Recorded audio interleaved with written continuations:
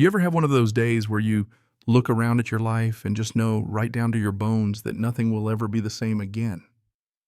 Yeah. That was the day I watched my lake disappear, not to drought or time, but to the kind of arrogance only a homeowners association can muster. You probably think that sounds dramatic. Wait till you hear what they did. See, for me, that lake out back wasn't just a nice view or a little perk that came with the house. It was where my daughter Lucy learned to skip stones, where we sat on chilly mornings, mugs steaming in our hands, watching the sun glide across the water. I rebuilt that place with my own two hands, dragged it back from the brink of being a swamp. The developer forgot, poured in $80,000 and most of my sanity, and got it looking like something you'd actually want to live next to. Cleaned it, dredged it, planted native reeds, even built a little overflow channel with Army Corps precision. And for a long time, nobody said a thing.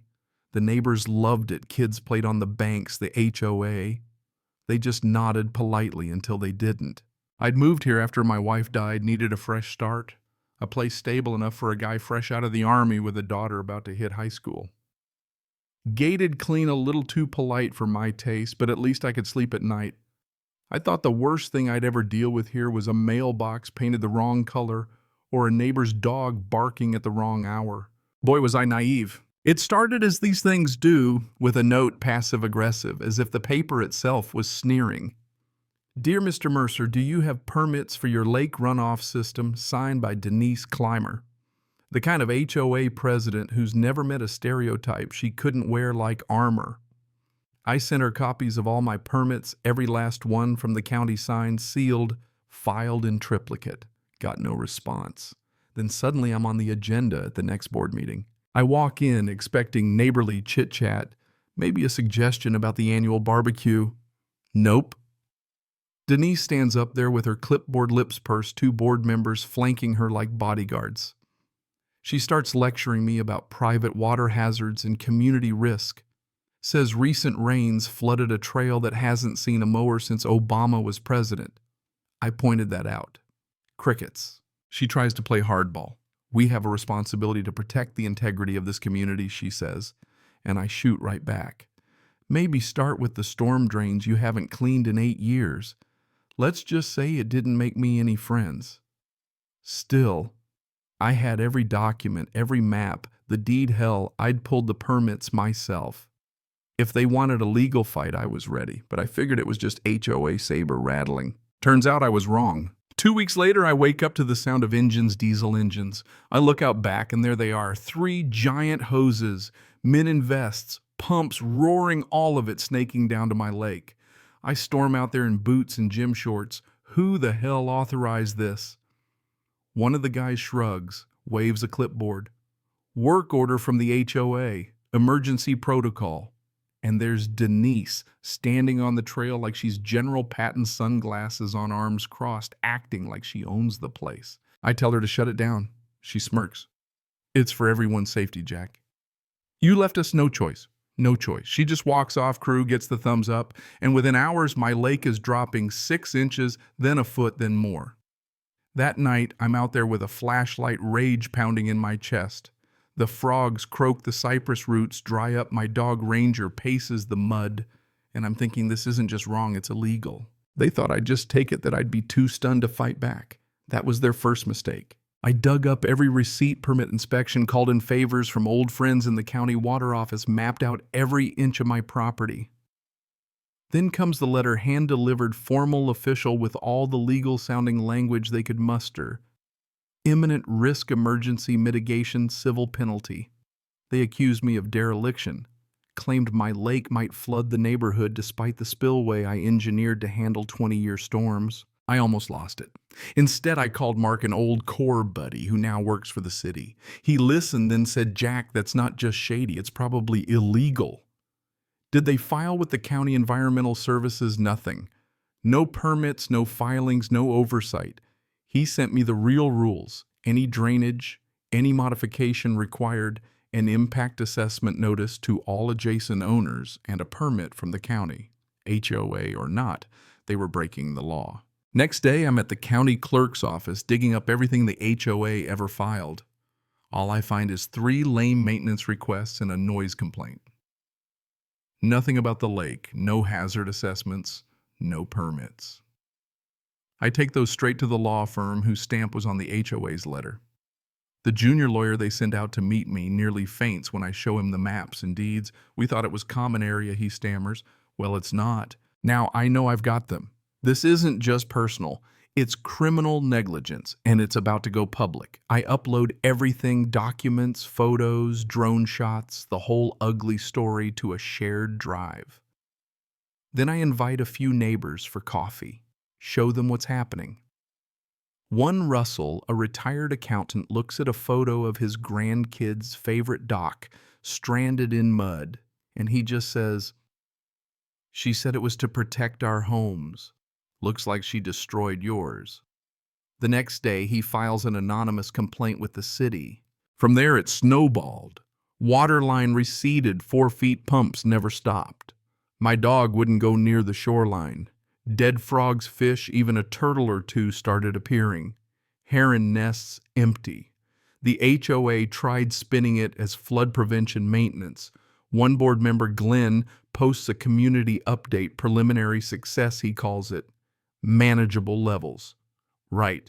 The docks were rotting, kids' fishing spots were gone, neighbors started whispering. But I wasn't just reacting, I was strategizing. Mark sends the city regulations.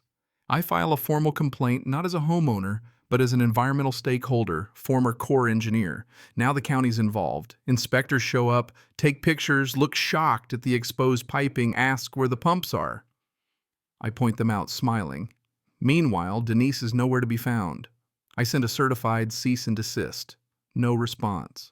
Enter Bridget the lawyer Mark recommended. She's a bulldog, specializes in HOA abuse. When she sees my documentation, she grins.